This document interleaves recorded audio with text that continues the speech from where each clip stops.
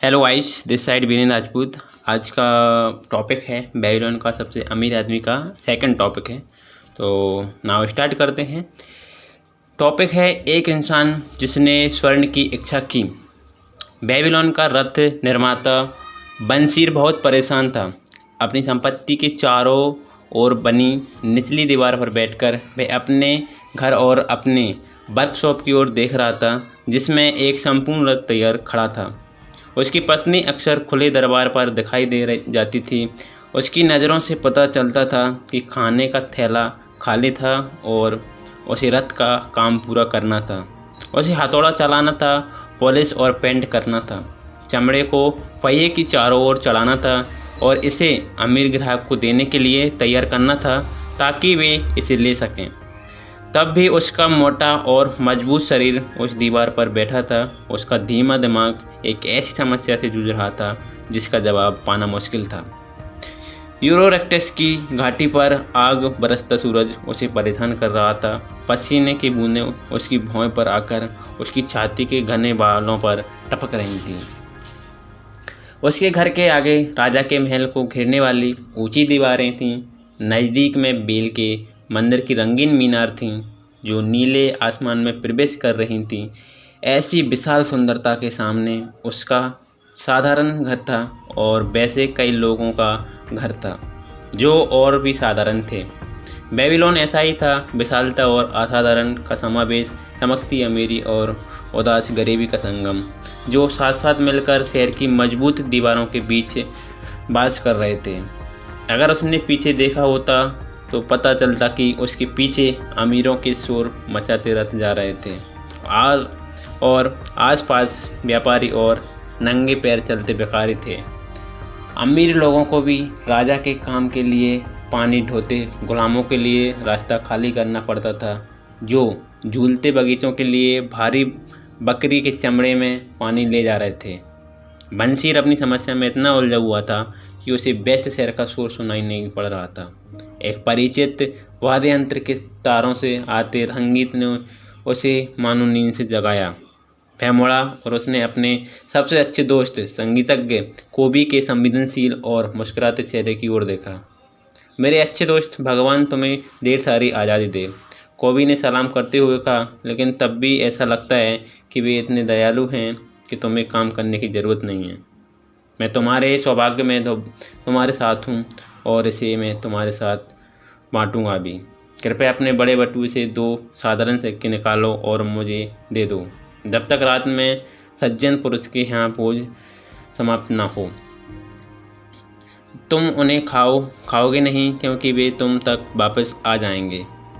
अगर मेरे पास 2 सिक्के होते, बंसीर ने दुख से कहा, तो मैं उन्हें किसी को भी नहीं देता, तुम्हें भी नहीं मेरे प्यारे दोस्त, क्योंकि वे मेरी पूरी संपत्ति होते। कोई भी इंसान अपनी पूरी संपत्ति किसी को नहीं देता, अपने सबसे अच्छे दोस्त को भी नहीं। क्या?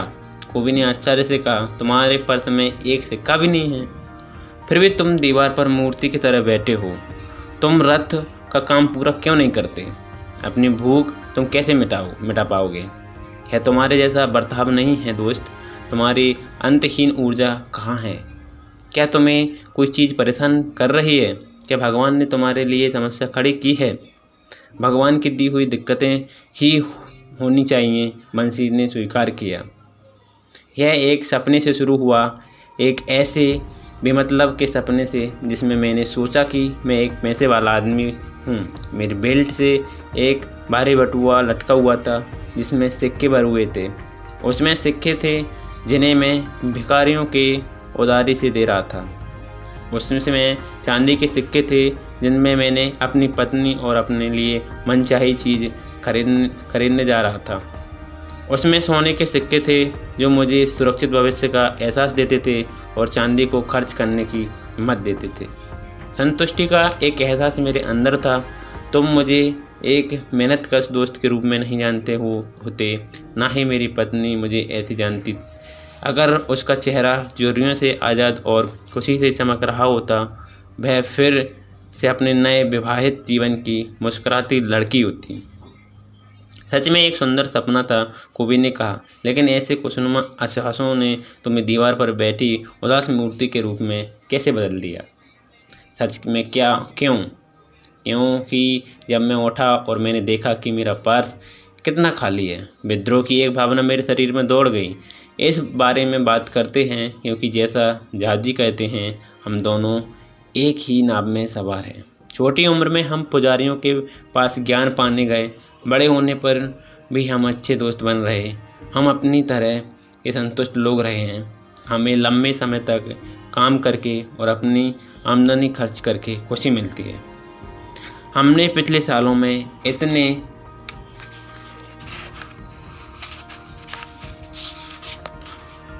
इतने सिक्के कमाए हैं, लेकिन हम उन खुशियों को नहीं जानते जो पैसों से आती हैं। हमें सिर्फ उनके सपने आते हैं। वह क्या है? क्या हम मूर्ख से भेड़ों से ज़्यादा कुछ हैं? हम दुनिया के सबसे अमीर शहर में रहते हैं। व्यापारी कहते हैं किसी के पास भी हमारे जितना धन नहीं है। हमारे आसपास इतना धन है, लेकिन ये हमारे लिए नहीं है। आधी ज़िंदगी के श्रम के बाद भी मेरे अच्छे दोस्त, तुम्हारे पास एक खाली बटुआ है। तुमने मुझसे कहा, कृपया अपने बड़े बटुए से 2 साधारण सिक्के निकालो और उन्हें मुझे दे डालो, जब तक रात में सज्जन पुरुष के यहाँ भोज समाप्त न हो जाए। नहीं, मैं मानता हूँ मेरा पर्स तुम्हारे जितना खाली है। मामला क्या है? हम सोने और चांदी क्यों नहीं कमा सकते जो खाने और कपड़ों से ज़्यादा दे सकें? ये भी सोचो कि हमारे बेटे, बंसीर ने आगे कहा, वे भी हमारे कदमों पर नहीं चल रहे हैं। क्या उन्हें और उनके परिवार को, उनके बेटियों और उनके परिवारों को पूरी ज़िंदगी इसी तरह बकरी के दूध और दलिया पर बितानी होगी? भले ही उनके चारों ओर सोने के खजाने भरे हों। बंसीर, हमारी दोस्ती के इतने सालों में कभी भी तुमने ऐसी बात नहीं कही। कोवी चकरा गया। इतने सालों में मैंने कभी इस तरह से नहीं सोचा। सुबह से लेकर रात होने तक मैंने अपने रथों पर उतनी मेहनत की, लेकिन जितना कोई इंसान कर सकता है, अंदर ही अंदर आशा करते हुए कि ईश्वर मेरे अच्छे कामों को देखेगा और मुझ पर समृद्धि बरसाएगा। पर ऐसा नहीं हुआ। अब लगता है ऐसा कभी नहीं होगा, इसलिए मेरा दिल उदास है। मैं एक पैसे वाला आदमी बनना चाहता हूँ। मैं ज़मीन और मवेशी का मालिक बनना चाहता हूँ। मैं अच्छे कपड़े और बटुए में सिक्के रखना चाहता हूँ। मैं अपनी पूरी ताकत से इन चीज़ों के लिए काम करना चाहता हूँ, अपनी पूरी कुशलता के साथ, अपनी पूरी बुद्धि के साथ। पर मैं चाहता हूँ कि मुझे मेरी मेहनत का पुरस्कार मिले। हमारे साथ मामला क्या है? मैं फिर से पूछता हूँ, हम उन लोगों की तरह अच्छी चीज़ों को आनंद क्यों नहीं उठा सकते जिनके पास इन्हें खरीदने के लिए स्वर्ण है? अगर मैं इसका जवाब जानता, कवि ने जवाब दिया, तो मैं भी तुम्हारी तरह ही संतुष्ट होता। तंगी से मेरी कमाई जा चुकी है। अक्सर मुझे इस तरह से प्लान बनाना पड़ता है कि मेरा परिवार भूखा न रह जाए। साथ ही मेरे सीने में एक ऐसे बड़े वाद्य यंत्र के लिए गहरी इच्छा है जिससे मैं एक ऐसा संगीत पैदा कर सकूं जो मेरे मन की गहराई से आए। इस तरह के यंत्र में से मैं ऐसा संगीत बना सकता हूं जो राजा ने भी कभी ना सुना हो। तुम्हारे पास ऐसा वाद्य यंत्र होना चाहिए। पूरे बेबीलोन में कोई भी इंसान इतना मधुर नहीं गा सकता, इतना मीठा नहीं गा सकता, जिससे सिर्फ राजा नहीं बल्कि देवता भी खुश हो जाएं। लेकिन तुम ऐसा कैसे कर सकते हो जब हम दोनों राजा के गुलामों की तरह गरीब हों? घंटी को सुनो, देखो वे आ रहे हैं। उसने अंधनंगे पसीने से तरबतर पानी ढोते लोगों की कतार की ओर इशारा किया जो नदी से पतली सड़क की ओर जा रहे थे। मार्च करने वाले वे 5 थे। हर एक के ऊपर बकरी की खाल की भरी थैली में पानी था। एक अच्छे कद वाला आदमी उन लोगों का नेतृत्व कर रहा था। कवि ने घंटी वाले इंसान की ओर इशारा किया जो बिना किसी बोझ के आगे बढ़ रहा था। अपने देश का एक शक्तिशाली आदमी है, यह साफ दिखता है। इस कतार में कई अच्छे कद वाले लोग हैं, बंसीर ने स्वीकार किया। हमारी तरह लोग हैं, हमारी तरह अच्छे लोग हैं। लंबे गोरे लोग जो उत्तर से हैं, दक्षिण से हंसते हुए काले लोग, आसपास के देशों से छूटे बूरे लोग, सभी एक साथ नदी में बगीचों की ओर जा रहे हैं। आगे पीछे, हर रोज़, हर साल। इनके पास सामने देखने के लिए खुशी नहीं है, टैंकों के बिस्तर पर सोते हैं, खाने के लिए मोटा दलिया है। इन बेचारों लोगों पर दया आती है। कवि: उस पर मुझे भी दया आती है, तब भी मुझे दिखता है कि हमारी हालत इनसे खास नहीं है। हालांकि हम खुद को आज़ाद कहते हैं। यह सच है, कवि भले ही सुनते में कितना बुरा लगे, हम हर साल इसी तरह से गुलाम वाली ज़िंदगी नहीं जीना चाहते। काम काम बस काम पर ही कहीं पहुंच नहीं रहे। क्या हम नहीं सीख सकते कि कैसे उनकी तरह स्वर्ण पा सकें? कवि ने पूछा। शायद हम उन लोगों से कोई रहस्य सीख सकें जो जानते हैं, बंसीर ने सोचकर जवाब दिया। आज के दिन कवि ने सलाह दी। मैं अपने पुराने दोस्त अरकत से मिला, जो अपने सोने की रथ में जा रहा था। मैं कहूँगा कि उसने मुझे वैसे अनदेखा नहीं किया जैसा करना बहुत लोग अपना अधिकार समझेंगे। बदले में उसने अपना हाथ हिलाया ताकि सारे देखने वाले लोग उसे संगीतकार कवि को संबोधित करते और उसकी ओर दोस्ती भरी मुस्कान से देखते हुए देखें। उसे बेबीलोन का सबसे अमीर आदमी माना जाता है, बंसीर ने सोचा। वह इतना अमीर है कि राजा भी उससे खजाने के लिए मदद लेते हैं, कवि ने कहा। इतना अमीर, बंसीर ने कहा। मुझे डर लगता है कि कहीं मैं अपने हाथ उसके मोटे बटुए पर न डाल दूं। बकवास, मोटू ने कवि ने फटकार लगाया। एक किसान की संपत्ति उसके बटुए में नहीं होती है। एक मोटा बटुआ तुरंत खाली हो जाता है अगर उसे भरने के लिए स्वर्ण की धारा न हो। अरकत के पास आमदनी है जो उसे लगातार बढ़ती रहती है, भले ही वह कितना ही क्यों खर्च न करे। आमदनी है, वह चीज़ है, बंसीर ने कहा। काश मेरे पास आमदनी का एक ऐसा स्रोत होता जो मेरे बटुए को भरता रहता। भले ही मैं दीवार पर बैठूं या दूर देशों की यात्रा करूं, अरकत को पता होना चाहिए कि कैसे एक आदमी अपने लिए आमदनी बना सकता है। क्या तुम्हें लगता है कि वह ये तरीका मेरे जैसे धीमे दिमाग वाले को भी समझा सकता है? मुझे लगता है उसने यह तरीका अपने बेटे नोमासिर को सिखाया, कवि ने जवाब दिया। क्या वह नीनेवेस के पास नहीं है? जैसा है बताया है, वह अपने पिता की सहायता के बिना शहर का सबसे अमीर आदमी बन गया। कवि, तुम्हारे बात से मुझे एक दुर्लभ विचार आया है। बंसीर की आंखों में एक चमक आई है। एक अच्छे दोस्त से सलाह लेने में कुछ खर्च नहीं होता है और अरकत वैसा ही अच्छा दोस्त है।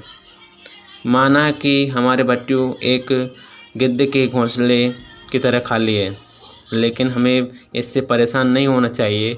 हम इस संपन्न जगह में बिना स्वर्ण के होने के कारण थक गए हैं। हमें पैसा वाला आदमी बनना है। आओ अरकत के पास चलते हैं और पूछते हैं कि हमें ये अपने लिए कैसे पैसा कमा सकते हैं। बंसीर, तुमने सच्ची प्रेरणा से कहा। तुम अब मेरे दिमाग में एक नई समझ लाए हो। तुमने मुझे एहसास दिलाया है कि हम अब तक पैसे क्यों नहीं कमा पाए। हमने कभी ऐसा सोचा ही नहीं, खोजा ही नहीं। तुमने बड़े धीरज से बेबीलोन में सबसे मजबूत रथ बनाए हैं। इस लक्ष्य से तुमने सबसे बेहतर कोशिश की है, इसलिए इस काम में तुम सफल हुए हैं। मैंने एक सफल संगीतज्ञ बनने की कोशिश की और इस कारण मैं सफल हुआ हूँ। जिन चीज़ों पर हमने कोशिश की है, हम उनसे सफल हुए। देवता हमें ऐसा करने देते रहे हैं। अब अंत में हम सूरज की तरह चमकीली रोशनी देखते हैं। इसने हमें सीखने की दिशा दिखाई है ताकि हम तरक्की कर सकें। इस नई समझ के साथ हम अपनी इच्छाओं को पूरी करने के लिए अच्छे तरीके पाएंगे। अरकत के पास आज ही जाते हैं, बंसीर ने कहा। साथ ही बचपन के अपने दोस्तों से पूछते हैं जिन्होंने हमसे ज़्यादा सफलता नहीं पाई है, ताकि वे भी इस ज्ञान को पा सकें। बंसीर, तुम हमेशा अपने दोस्त के बारे में सोचते रहे हो, इसलिए तुम्हारे इतने दोस्त हैं। जैसा कह रहे हो वैसा ही होगा। हम आज ही जाकर उन्हें साथ ले चलेंगे। आज के लाने इतना ही। मिलते हैं अगली वीडियो में। धन्यवाद।